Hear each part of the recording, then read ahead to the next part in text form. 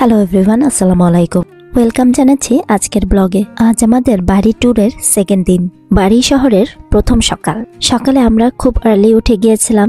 আর সকালে উঠে এক কাপ কফি না খেলেই নয়। আমি বাচ্চাদের ফ্রেশ করাতে করাতে এদিকে বাচ্চাদের পাপা কফি বানিয়ে নিচ্ছিল। আমি হলাম ক্যাপুচিনো লাভার, বাট এত ডার্ক কফি খাওয়ার উদ্দেশ্য ক্লান্তি দূর করার জন্য আর এনার্জেটিক হওয়ার জন্য। বাচ্চাটা ওদের নাস্তা মানে কর্নেট তো খেয়ে নিচ্ছে। আলহামদুলিল্লাহ আমার মেয়েটার গায়ে জ্বরও এখন আর নেই। সকালে দেখলাম সে বেশ ভালো ফিল করছে। গতকাল রাতে বারান্দায় যাওয়া হয়নি আর বাইরের ভিউটাও দেখা হয়নি, তাই ভাবলাম যে কফিটা খেতে খেতে বারান্দাটা ঘুরে আসবো। রেডি হয়ে যখন বাইরে বের হব তখন আমি আর বাচ্চাদের পাপা বাইরে বার থেকে নাস্তাটা ছেড়ে নেব। ইতালির বিভিন্ন সিটিতে আমরা যখন ট্যুরে যাই এর আগে কোনো অ্যাপার্টমেন্টে বা হোটেলে কফি মেশিনটা পাইনি। বাড়ি শহরটায় আমাদের প্রথম আসা। এক এক হোটেল বা এয়ারবিএনবিতে এক এক রকম ফ্যাসিলিটিস দিয়ে থাকে। বাসা থেকে কিছু ড্রাই নাটস এনেছিলাম, কফির সাথে নাটসটাও এনজয় করে নিচ্ছিলাম। যারা এদিকে নাস্তা করতে করতে ভাবলাম কফিটা নিয়ে বারান্দায় চলে যাই। সবচেয়ে সুন্দর ব্যাপার যেটা হলো, রোমের বাড়ি শহরের ওয়েদারের তেমন কোনো মিল নেই। রোমের তুলনায় বাড়ি শহরের ঠান্ডা খুবই কম।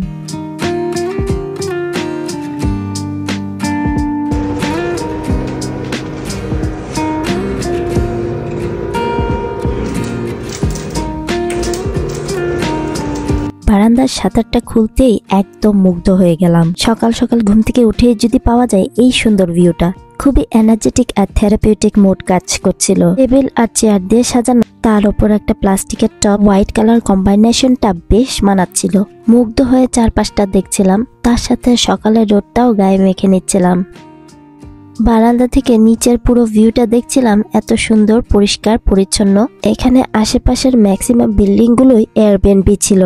এই সুন্দরটা সবসময় পাওয়া যাবে না, তাই একটু উপভোগ করে তারপর বাচ্চাদেরকে রুম থেকে নিয়ে আসলাম। তার সাথে কিছু ফটোশুটও করেছি স্মৃতি ধরে রাখার জন্য। সকালে সুন্দর একটা ফ্রেশিং সুদিং ওয়েদার, খুবই কালমনেস কাজ করছিল। সুন্দর এই টপটা যেন পুরো বারান্দাটাই ফুটিয়ে তুলেছে। মুগ্ধ হয়ে 10 মিনিট কফি খেয়ে এনজয় করলাম। কফি শেষ করে বাচ্চাদেরও নিয়ে এসেছি বারান্দায়। সাহির যেহেতু ওর ফিলিংসটা বোঝাতে পারছে না, তাই চুপ করে বসে আছে। আর সারা বেশ এনজয় করছে। জ্বরটা সেরে যাওয়ায় ওর বেশ ফ্রেশ লাগছে। নাইস, ভালো লাগছে?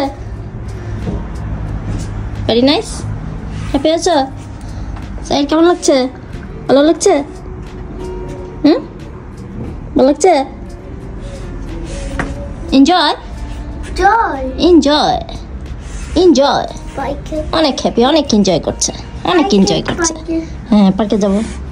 বাচ্চাদের এখানে কিছু ফটোশুট করে দিয়ে আমরা রেডি হয়ে এয়ারবিএনবি থেকে বের হয়ে পড়লাম। অনেকেই হয়তো জানতে চাইবেন এয়ারবিএনবির ভাড়াটা কত, কেমন পড়েছে। বাড়ি শহরের এই অ্যাপার্টমেন্টটার দাম পড়েছিল পার নাইট 60 ইউরো করে, মানে বিডি টাকা 6000-এর কিছুটা বেশি। আমরা এখানে 2 নাইট ছিলাম।